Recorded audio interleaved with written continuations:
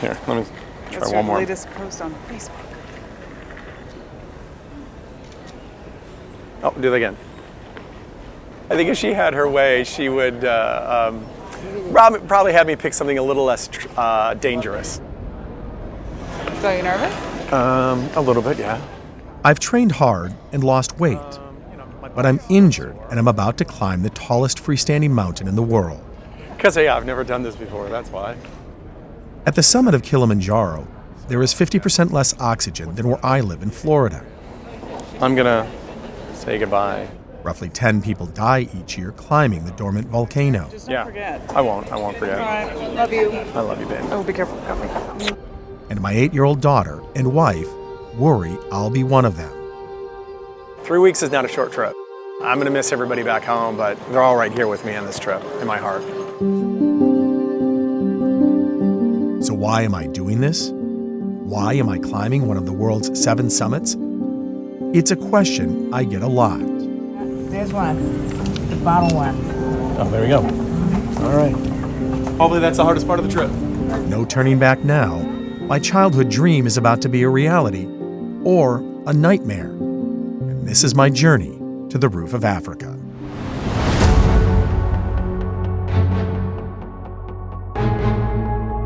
KILI, she just lets you see her when she wants you to see her.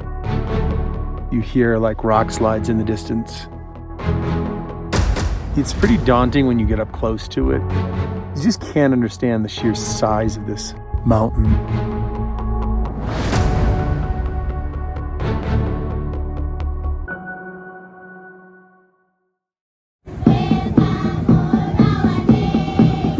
My trip to Africa started in Arusha, Tanzania. On our way, we'll be hiking mostly on the Shira side. Where KILI Warrior Expeditions, our guide company, briefed us on what we could expect during a 9-day journey climbing KILI. To the lava tower. The route I selected was the Lemosho Western Breach, a nearly 44-mile-long trail. It is widely considered the most beautiful, but also the most challenging and dangerous due to potential rock slides. Before we departed from the Lemosho trailhead, each porter weighs the items they'll carry. By law, porters are limited to carrying no more than 33 pounds. Then, after lunch, Real now.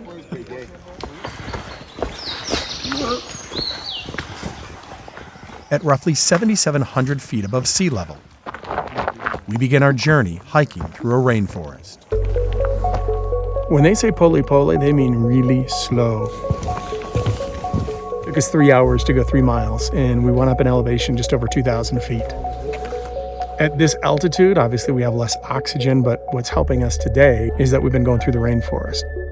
All of those trees and everything produce a lot of oxygen. So really tomorrow, as we continue to go up in elevation, is when we're going to feel it. Besides the beauty of Mother Nature, on day 1, you might also spot some black and white halibut monkeys before reaching forest camp. Good job. I'm in my tent here, can unpack a few things, probably have a nice cup of water, a little dehydrated, and just relax, have a nice dinner tonight, and just sit around and talk with the other people that are climbing. But so far, day 1, it's been awesome.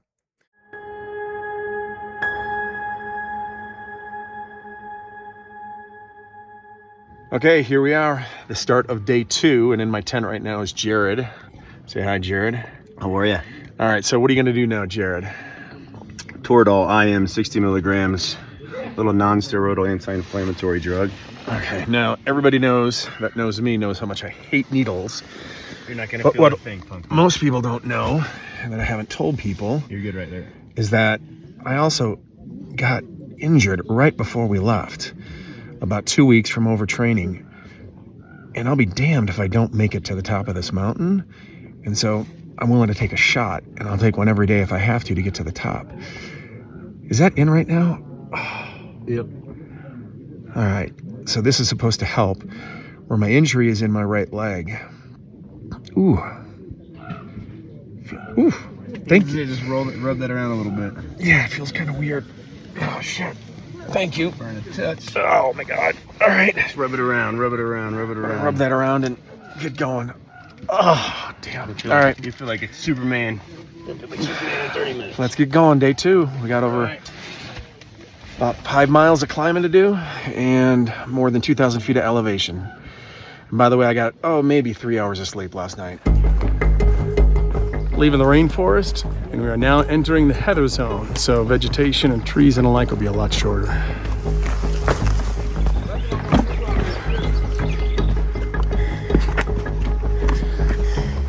The rocks and everything are making this kind of a difficult day, harder than I probably thought it was going to be. Well, it is now starting to rain, and we're also starting to go through some clouds as we're increasing in elevation. But you don't stop, you keep going.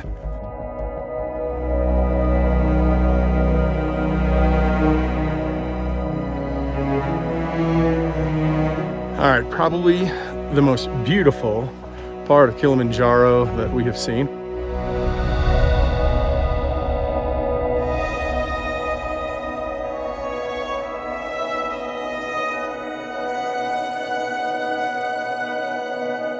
There she is. There is Mount Kilimanjaro in the clouds. Our first time really being able to see her, and she is a thing of beauty.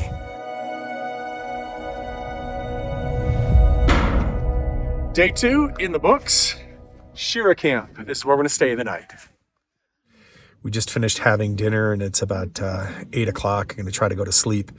Wake-up call is at 6:30 tomorrow morning. Now, it's probably gonna get down to about 20 degrees tonight, so it's gonna get cold. So that's why I've got this hat on. I've got my thermals, a t-shirt, this outer layer. I've actually got pants, 2 pairs of socks, and then again in my sleeping bag, which has a liner. The sleeping bag's rated to, I think, 0 degrees. And then I actually will take a jacket and throw it over my head to try to stay warm tonight.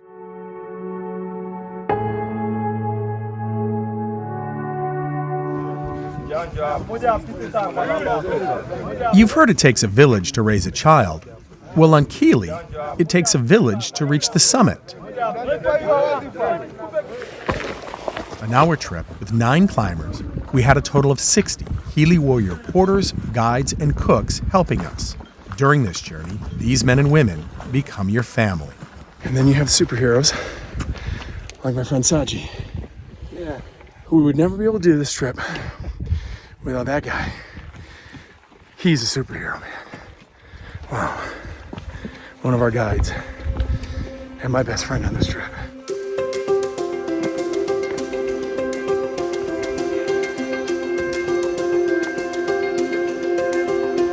Day 3, baby. Crossing the Shira Plateau is a gradual hike, but when approaching the same altitude as the highest mountain in the lower 48 states, nothing is easy. Heavy breathing now. The elevation will have roughly 25 to 30% less oxygen than when we're back home in Florida. So you're starting to feel the effects of altitude. The Shira Plateau used to be Kilimanjaro's 3rd peak before it collapsed. On this day, you can see signs of animals current Here we are looking at the buffalo footprint. and past. This is Simba Cave. The meaning of Simba is lion. Simba used to come here and pray for the animals who come to drink water. A newer route on KILI, Lemosha, was taken by less than 5% of climbers. It is a route created by American mountaineer Scott Fisher, and a plaque along the way serves as a reminder of Fisher's imprint on this dormant volcano. Some of you may know Scott Fisher because he unfortunately died in 1996 on Mount Everest, and the book Into Thin Air was written about that fatal climb up Mount Everest. Also, the movie Everest was based on Into Thin Air. So we have a lot to be thankful for him and his life, especially for creating this route. So thank you, Scott Fisher, and this will remain here, commemorating his life.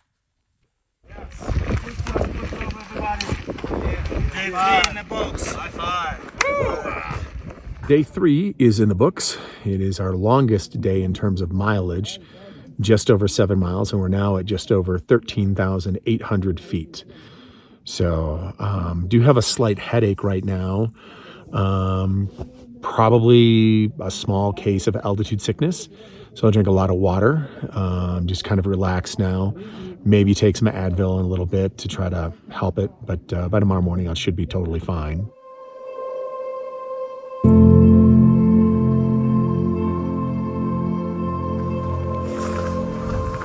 What's deceiving about climbing Kilimanjaro is that early on, you often don't realize how much you are going up in elevation. Instead, your mind is consumed by the daily challenge and energy that's required to keep going. And that's where we're going tonight, Lava Tower. Once we reached our destination on day 4, we had the opportunity to climb another 300 feet to the peak of Lava Tower. It's hard to describe the joy and natural high you experience on a journey like this, but one thing is for sure, you create memories that will last a lifetime.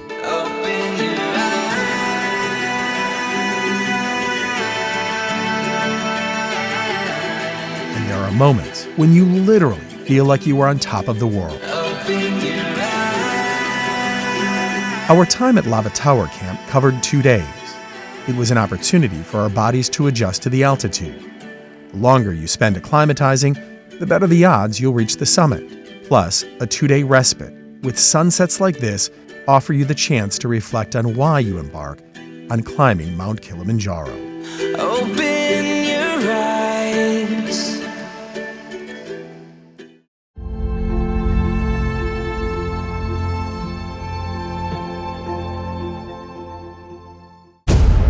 On Kilimanjaro, there are no easy days, even when you hike for less than 3 hours. It can be brutal, it can be cold, it can be exhausting, with winds that challenge you every step of the way. Unfortunately, shorter 5 or 6 day trips often prevent climbers from reaching the top due to altitude sickness. Injuries also happen, as we saw with this woman who broke her hand. It's disappointing, really, over something so simple as falling on a few little pebbles. But a chance injury, a fluke fall, it's not enough to stop nearly 35,000 people each year from trying to climb this mountain. Well, day 5 is in the books. We went up to Arrow Glacier Camp, and then we came back down here to Lava Tower Camp. Arrow Glacier is just over 16,000 feet, and of course here we are at about 15,000 feet. The toughest part so far has really been at night. The wild swings in temperatures. We've had days where the temperatures have gone 50 to 60 degrees in a swing, so you're warm during the day and then you're super cold at night. And then just the ability to get some sleep. I'm probably averaging only 4 hours of sleep after 5 days. It's hard because your body is trying to adjust to the lack of oxygen, and so that causes a disruptive sleep pattern. And I'm certainly experiencing that, but the good news is my blood oxygen level, which we measure several times every day, remains very high. I'm in the high 80s. I started at 95, but I'm still in the high 80s, and so still doing good.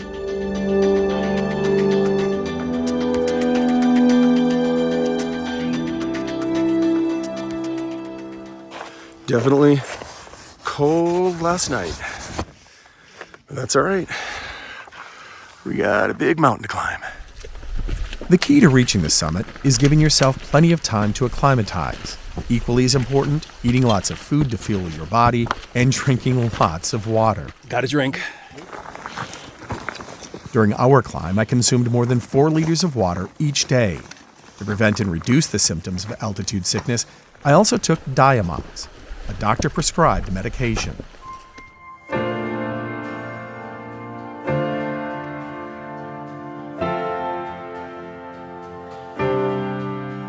Mentally, you also need to be prepared for anything Mother Nature throws at you. But with the right mindset and proper preparation, you will love your time on Kilimanjaro. And by the end of day 6, Day 6 in the books. we finally see our path to the summit. That is what we're going up tomorrow. We'll go this way and then up and then over that way. A long, difficult climb up the Western Breach. So why do people climb Mount Kilimanjaro? Well, some people are just adventurers. Some people want to mark a particular event in their life, like let's say a birthday, as one girl on our trip did today. Some people also want to conquer the 7 summits, the tallest mountain on every continent. But for me, there were really 2 reasons why I went on this journey. The first was climbing Mount Kilimanjaro was a way for me to take my life back. And what I mean by that is that I knew that I was going to have to start getting back into the gym. So instead of going into the office at 7:30 every morning after London went to school, I had to be okay with saying, you know what? If I go to the gym and I start my day at 9 or 9:30, that's okay. And that was hard to kind of accept that at first, especially for somebody that's been working 6 to 7 days every week, 12 to 14 hours. Taking back control of your life is not easy to do. But this is what climbing Mount Kilimanjaro has been able to help me do. But like I say, just take some time for me and also take some time for your family, for London and for Veronica. Along those lines, I also knew that I was going to have to lose weight. So by going on this journey and climbing Mount Kilimanjaro, I knew that I was going to have to start eating better. So I pretty much cut out soda, increased my water consumption dramatically, stopped snacking, and really ate much better to the point where I lost 16 pounds. So I really feel like this has helped me take control of my life in a very positive way. So the second reason why I wanted to go on this, and really the bigger reason, is something that you're going to have to wait to find out. I'll tell you about that at the summit. And we begin the final leg of our journey up Mount Kilimanjaro in a little less than 8 hours. So I'm going to go to bed.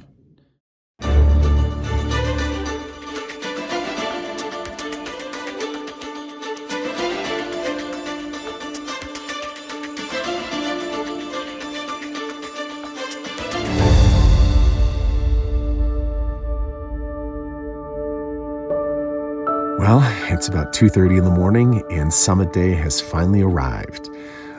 It was windy at times overnight, temperatures around 15 degrees and it's falling. We'll probably need another shot to get up that hill. But I am mentally strong and I'm going to make it. Do this! On summit day, we leave under the cloak of darkness. The goal, leave by 3:30 a.m. and get up the western breach before the sun is out. Oh, man. And begins to thaw the ice, which holds the rocks in place. No way to describe what we're doing. The later you go, the greater the chance of a rock slide. Under the guidance of KILI warrior expeditions, we move up the mountain, each step a testament to the spirit of adventure and the human will to reach new heights. But still, we're going. The route is known for its steep and rocky terrain, a true test of endurance and resolve. Then, as you take in the beauty around you, you realize how far you've come. Unless you're here, you don't understand how demanding a hike this is. And how far you still need to go.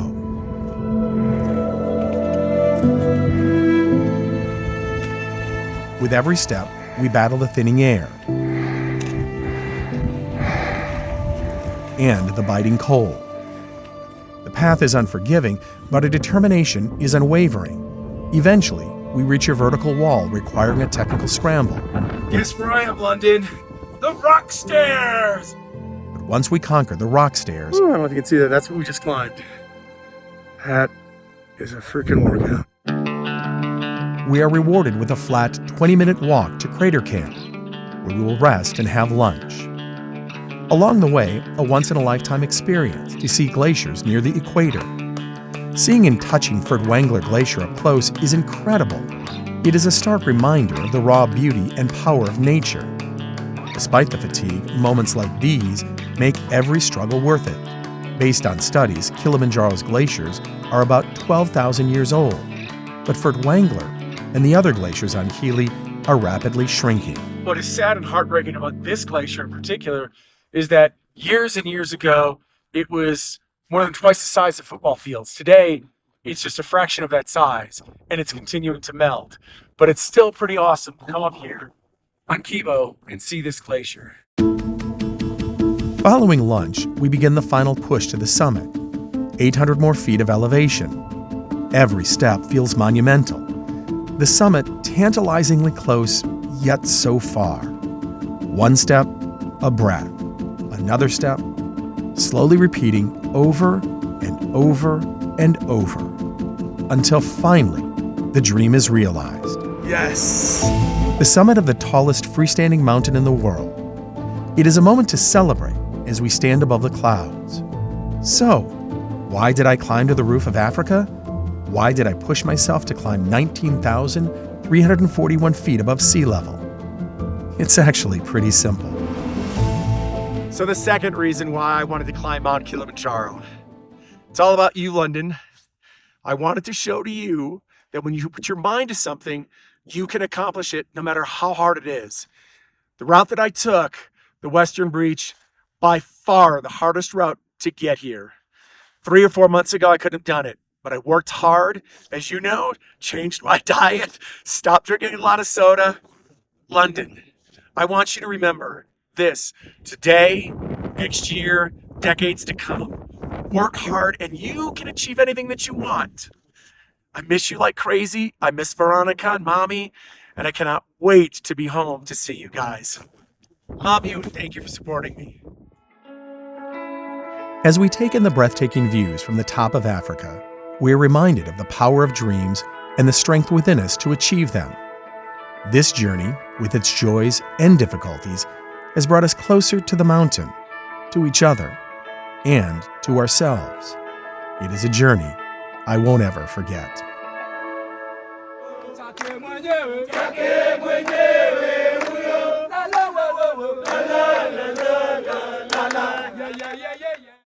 All day you climb,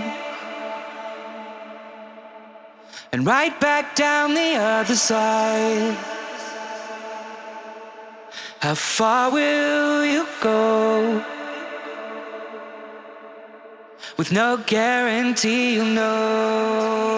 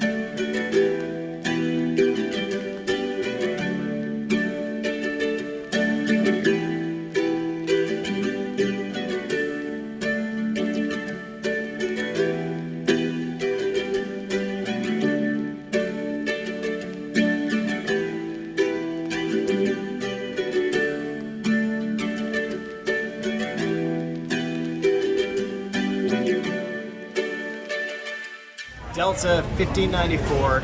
Moments away. Moments away. Moments away. In London, you excited to see your dad? Uh-huh. Have you missed him? Yeah. Here we go. Oh, wait. Something a little special for him. What are you going to say to your dad when you see him? Hello. Oh, he landed. Oh, everyone clapping.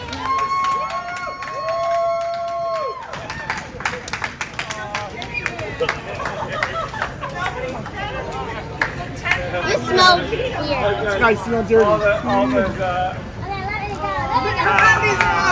Let it go.